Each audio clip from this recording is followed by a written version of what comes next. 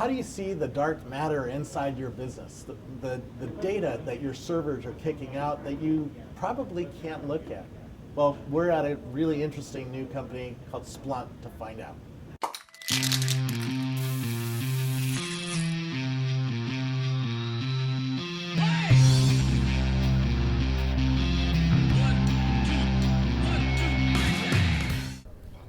Who are you? I'm Rob Doss. I'm the co-founder and chief architect of Splunk. And so I guess Eric and I have been here probably, we've been doing it since 2002, got funded in 2004.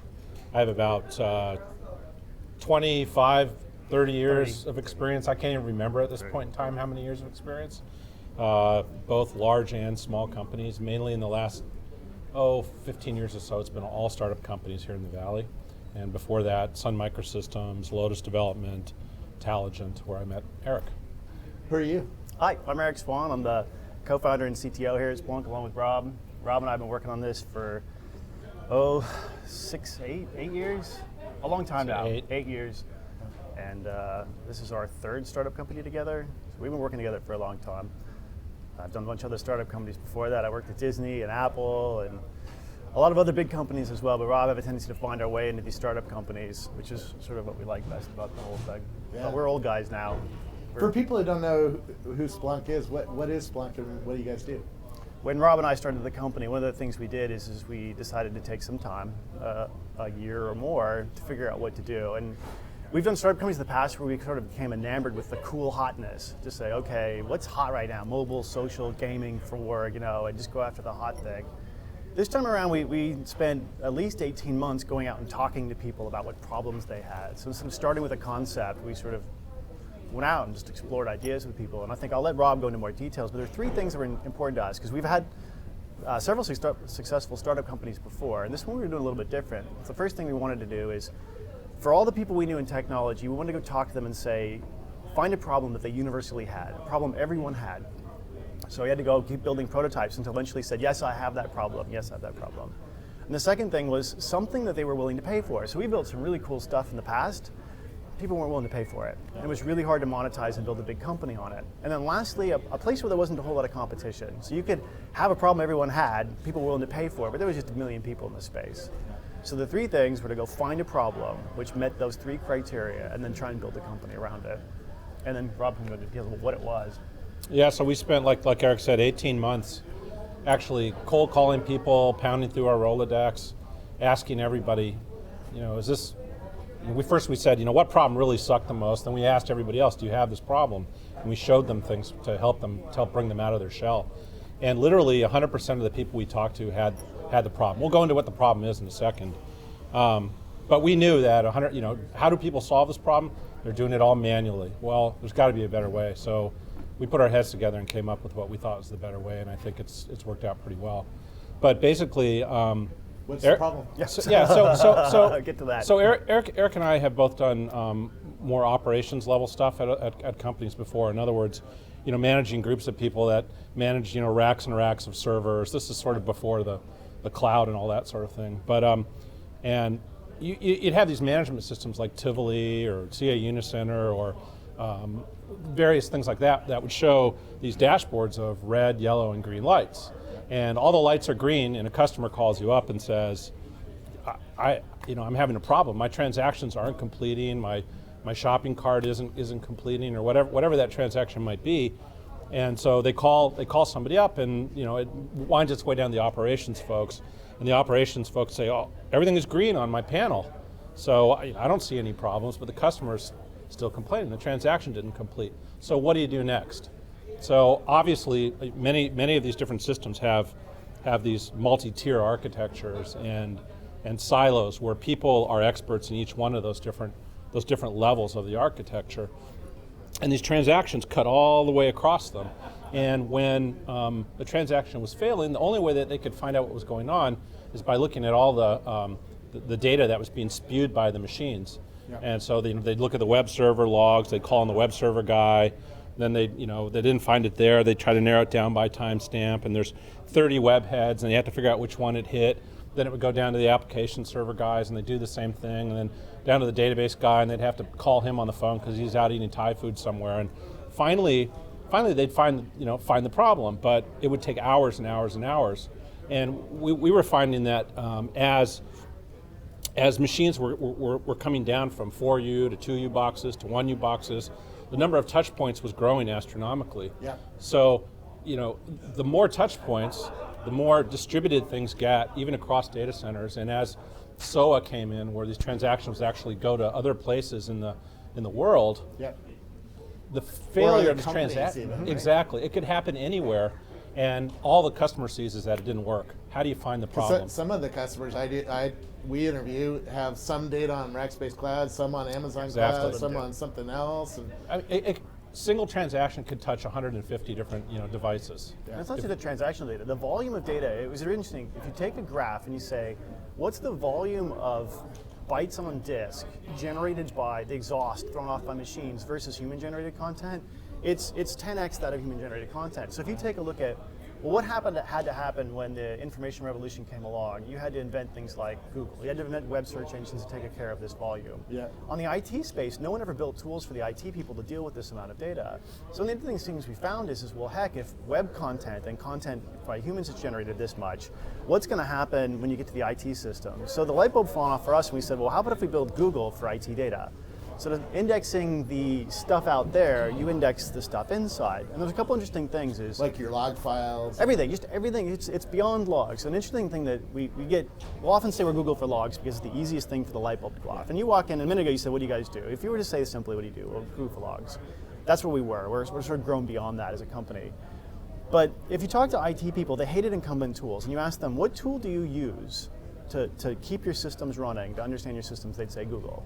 That's because that's just the whole mindset of sitting down, typing something in, and having something come back. So we said, okay, why don't we go build a scalable system that handles the volumes of data that are handled by web, search engines, and apply that to back-end systems. And the amount of data we eat today, if we hadn't done that, no one can touch us because of the amount of volume we can eat. We can eat. Our architecture looks like Google. Back then, people were putting together scripts, and they'd figure out what machine the transaction came on by narrowing it down somehow, and they'd type in grep, and they'd try to find the thing that way, which works really great when you have a fairly small amount of data. But when you have hundreds of gigs or even terabytes of data, things like grep simply do not work. And the people that know how to read that data tend to be the engineers. Yeah. And engineers are not allowed to log into the production systems for obvious reasons that they could screw them up. So not only is or privacy reasons. Exactly. Right? There's a lot of data. Gmail right. access, Of course. A lot of data. You don't have access to the machines, and so something needs to be done to break down this barrier, so that initially when people were doing troubleshooting, how do we significantly shrink the time to resolution down? That's what really started the company. And since then we're doing a lot more than that. But that's certainly how it got started. We're also, in the last year, we're seeing an explosion of big data systems like Cassandra and Hadoop and stuff like that. Are you helping companies deal with these new architectures, these new data architectures where you're spraying data over hundreds of servers maybe? Yeah, absolutely. In fact, our biggest customers, the Hadoop revolution, or the big data revolution, is great for us because it's explaining the value of the data. So for a long time, we went around saying, well, there's this IT dark matter. There's this fast unlocked value of your IT data. And it's there. If you were to think about it, every company is recording everything about their business inside of their IT infrastructure. And they spend lots of time building these, at least in the past, these big BI infrastructures to try and ETL data from one to the other. And it was extremely brittle and costly. So the whole big data revolution's come along, and now all of a sudden every CIO and everybody inside a company is going, well, I want to look at the information inside of there. And you have a couple of choices. So you can go with your traditional data warehouse model, but the trend is certainly moving away from that. And the revolution around sort of the Hive, Cassandra, Hadoop is really educating people about, well, if I just had a rack of machines. We're all MapReduce. In fact, we were probably the biggest MapReduce engine a couple years ago because we preceded the Hadoop sort of fad. And so, put 10 machines out there, throw all your data into it, you get amazing things. The difference for us is you don't have to write any code to get Splunk to work. So let's take a really simple example. Let's go back to the Google analogy. This is one that works for me. It doesn't work for everybody, but it's not just searching for the word error and getting back errors. Yeah. Suppose in Google, I could go to Google and say, what's the average price of pad thai in San Francisco by zip code over the last 6 months, and get a graph. I don't want to write any Java code. I don't want to write any parsers. I don't want to have to do anything. I just basically want to walk up to Google and get a chart of pod type prices by zip code over 6 months. I'd say Wolfram Alpha probably has a better chance of doing that. But Exactly. Well, but Wolfram's kind of over here a bit. But with Splunk, that's what our value is. It's not just search for the word error. It's the fact that you can take any IT data, and we'll call it unstructured or semi-structured data, and without a schema, come along and report on it and do analytics on it. So I can effectively report on anything inside of my IT data at search time. I don't have to think about it in advance. So we have customers that you come along and they'll install it for troubleshooting. They'll install it for some specific reason because that was the thing that sort of got them going. And then they'll come along and say, I'm a telco. I wonder if I can answer how many of my customers are calling intrastate because I have to pay taxes if I make calls intrastate. And that may be a really hard thing for me to figure out with my existing BI systems. But with Splunk, you literally don't have to write any code. You walk up and say, just like you would in Google, how many of my subscribers are calling outside the state? And this is a normal use case. So I think a lot of what's happened to sort of race ahead to the company today, we started out as Google for IT data, and that was a big hit back in 2005, 6, 7. We got tons of traction there. Now we have over 2,000 enterprise customers, of which it's just about everybody. It's people in the local social internet space. It's the government agencies, telcos, financial services. So we have it's not any one vertical, and it's moved on from IT people asking questions about IT data for themselves. And it went through the revolution of security people using it for security tool to customer support. But now it's sort of around its way to the business side. Your point about the big data is people are realizing that with Splunk they can answer all these amazing questions about their business. It turns out there's a gold mine of data that's being generated with log files and config files and all the stuff that's in the data. It's center. a crazy culture. We're gonna get to your employee culture in a minute because it seems very very similar to Rackspace. Lots of crazy what you doing back there? There's a gold mine of data in there. Yeah. And when there's so much of that data, there's no way to pull that. There's no real easy way to pull information that's then presentable to C-level folks or business level folks out of that data without a tool like ours. What does a company need to do to help your systems run? Do we have to change our architecture? Do we have to do our log files differently? Do we have to do anything differently than we're already doing, or we just? No, I think that's what the real beauty is that with a traditional BI system, you need to know what questions you want to ask ahead of time, and then you need to coerce the data into those rows and columns, which is a very highly structured. And then you get nice economies of scale and you get to pivot around. But as soon as the sort of questions that you ask fall outside of the ones that table's designed for, you're in trouble without having to do a bunch of engineering work to get that data in. The thing that's amazing about Splunk is that we handle data completely unstructured. So in the data center, data changes all the time. When you upgrade software, when new software is brought online, things happen, the data changes. If you were to try to structure... You run on all the major Linux, Windows? All of it, yeah. We're software, not an appliance. Okay. So, so the nice thing is you don't need to structure that data. That data is completely unstructured. And then we apply the structure at search time.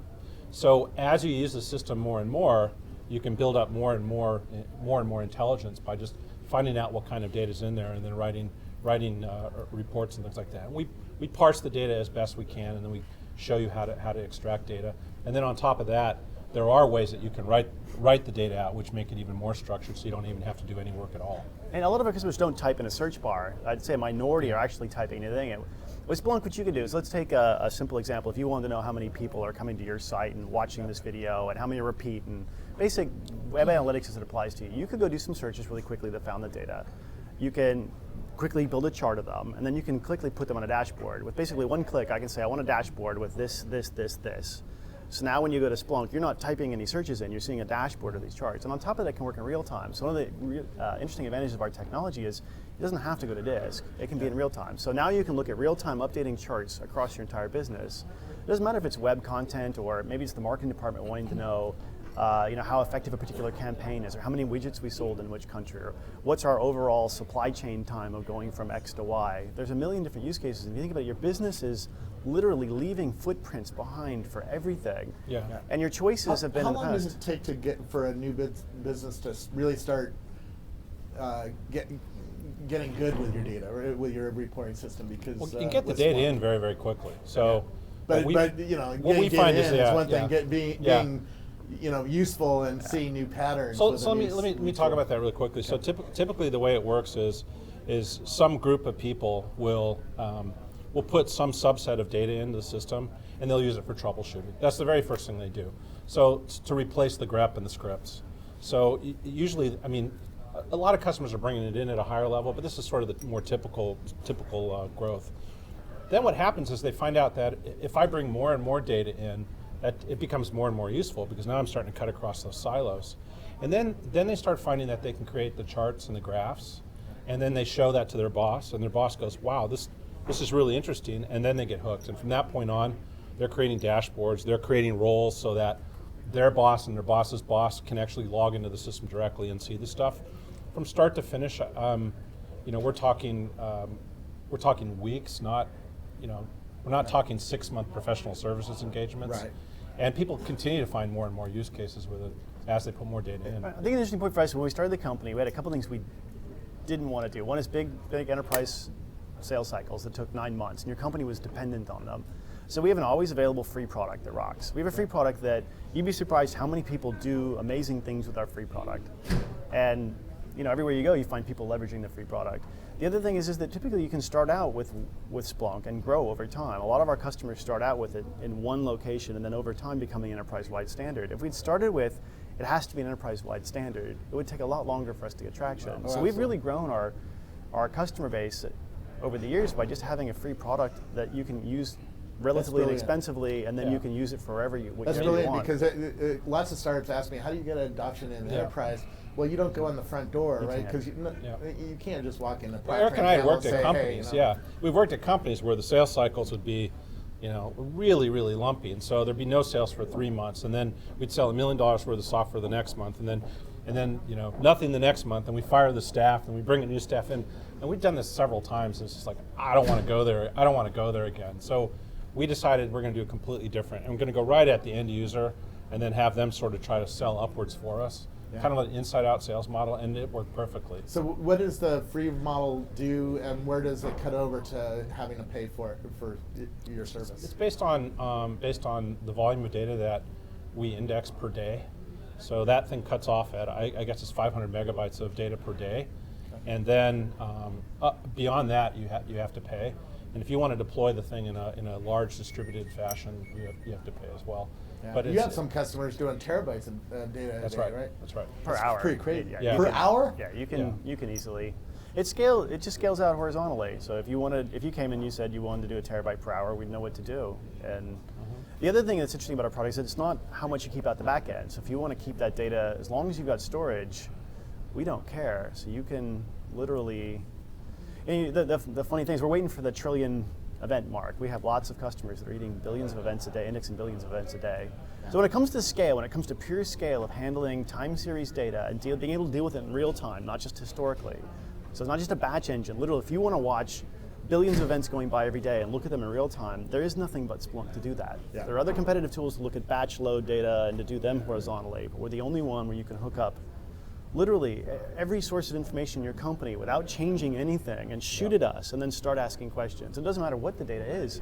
We eat Twitter feeds. I can eat the entire Twitter fire hose on my laptop without a problem. My laptop doesn't care. It's that fast, right? So we can do 10,000 events a second without a problem, and Twitter never gets close to that. A lot of people are eating all sorts of really interesting weather data. Lots of other interesting consumer gaming companies. Gaming companies. The people we sell to are all across the map. It's not like we're stuck in financial services doing financial services transactions. Yet, if you go to certain markets, you'll see Splunk dashboards up on the wall showing not their IT system performance, but their financial transaction performance. Yeah. You can go to the government agencies clearly like us, telcos like us. Yeah. We're not allowed to talk about what government agencies use it for, but has something to do with terrorism. Yeah. do you guys see any common mistakes? I mean, you guys are technical people. You see a lot of technical customers. Do you see them making any common mistakes that we can talk about here? Common mistakes with our software? No. Well, yeah, that your software might expose, but common mistakes that you think people should be aware of. Sure, well there's two. There's the common mistakes in deploying and scaling Splunk, which I think is one issue, which is, okay, so you want to eat a terabyte of data a day. What do you do to make Splunk scale? It's easy to install on your laptop and get going. It's a little bit trickier to get to a terabyte a day. We can come back to that. I think the common mistakes that we're going after in the industry have to do with the fact that there is all this hidden value. So we have examples of customers during meetings who installed Splunk, hooked it up, and by the time the meeting's over have found problems or found information that's going on inside the infrastructure they never thought they could get a hold of. And even today, with all this technology, people don't really look at the footprints. They just don't. It's too hard. If I said, you go to someone and you say, well, we'd like to know X about our business, they'd look at that going, well, that's going to take me months to set up. I need an engineer, I need IT people, so they never bother to ask. So the liberation around the big data is, one, the realization that the value's there, but then two, a tool which can unlock it in minutes, hours, not weeks. The whole attention span problem we have on the web, how that's shortened down to the fact that my attention on the web is really small. That's occurring on development inside of IT, inside of companies as well. It's like before, a 9-month project was a project, and then now it's completely intolerable. And then there was a 3-month time. If you talk to Eric Rees, he thinks you should ship 60 times a day, right? Well, but I'm saying that attention thing inside of an enterprise. So if you can't solve a problem in hours, days, I'm not doing it. And that's where Splunk comes in. Is literally you deploy Splunk, we can get you a solution within hours. So I think the common thread is people waking up and realizing that they can take advantage of the IT data, and if they can, there's amazing things they can do for their business. Yeah. Let's talk about your weird culture here. What's that about? Weird? You're the first one to bring a pony with a dress on to an interview. Our pony comes everywhere with us. So tell us about everywhere Eric and I have started a company, the culture's been pretty similar. And we try to make a culture which is really attractive to very creative types of people. And one that allows them to stick around for a long time. So if you were to ask a lot of these people here, many of the engineers here have this is the longest place I've ever worked before. So we challenge them.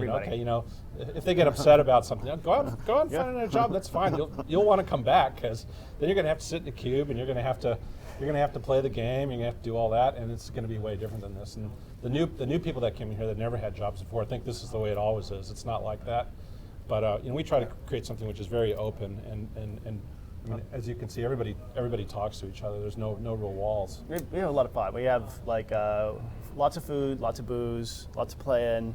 So what we wanted to do is just, again, find a company where we could make money, but still have that thing that we love about Silicon Valley, right? Yeah. And a lot of places you can go start up that really burn through lots of VC money, but get out the back end with maybe a decent exit valuation on an acquisition. But I mean, we're really aiming towards a big public company that's a sustainable business. We've been profitable for a long time. We've been profitable while growing 100% every year. Yeah, so we're trying to find a culture that's awesome and marry that with a business that's sustainable. And we want these people to come to work every day, all 300 employees or 280 employees, whatever it is, and just have the best day of their life, yet still go out there and provide value. I'm sensitive to it. That's why I asked the question, because Rackspace is just as crazy. Yeah. And I see some companies like Zappos and you guys who work on the culture. Zappos is the same kind of thing. Zappos is, if you read their book, it's like you read that thing and it could have been ours as well. Yeah. Customer support. We answer every support phone call from every free user, and we'll spend a lot of time with someone that's got a Gmail account. It's sort of taking the opposite approach of a lot of the other. There you go. The opposite approach of a lot of the other enterprise companies at the time. Yeah.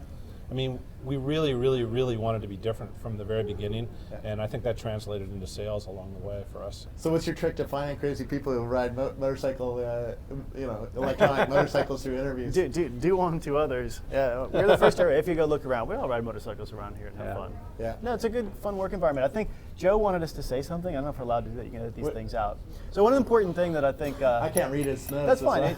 So an important thing we forgot, because we've sort of been looking back, is just where the company's gone, and we sort of touched upon this, is from the log search to where it is. And if you ask our customers what we do today, we're sort of operational intelligence, which is the company's moving to what has become, if you will, a platform for this type of data that allows any company to get visibility, and then beyond that, sort of operational intelligence in whatever they're doing. Yeah. And we've hired I think it's been more than a year now, a public company CEO from Hyperion. We honestly believe that we're getting 250, 300 new customers a quarter. These are big customers, and all of them are seeing the value of this ability to take their IT data and provide operational intelligence against it. I mean, we're starting to see all kinds of interesting use cases. I mean, very, very different kinds of use cases, from manufacturing lines to. Do you have lots of these on your website where people There's can a lot get a sense of what you're videos, a bunch of videos of different customers talking about the value, and I think the real trick for us this next year, I think you'll see the company this year move from what has been thought of as an IT tool for security and troubleshooting and to really this operational intelligence play, which is you're going to see more people who don't come from the IT background getting up in front of a video camera talking about how Splunk provides value to their company, not just someone on the security side saying I can find intrusion faster or fraud. I mean, we're seeing people that are actually bringing Splunk in to start with on a project and then doing things with Splunk on purpose rather than saying, okay, I have all this existing infrastructure, let's bring in Splunk to help troubleshoot. They're actually bringing Splunk in to satisfy much higher level use cases to begin with. And writing the data in such a way that makes Splunk really, really happy. Well, thank you very much. Cheers. Thank you.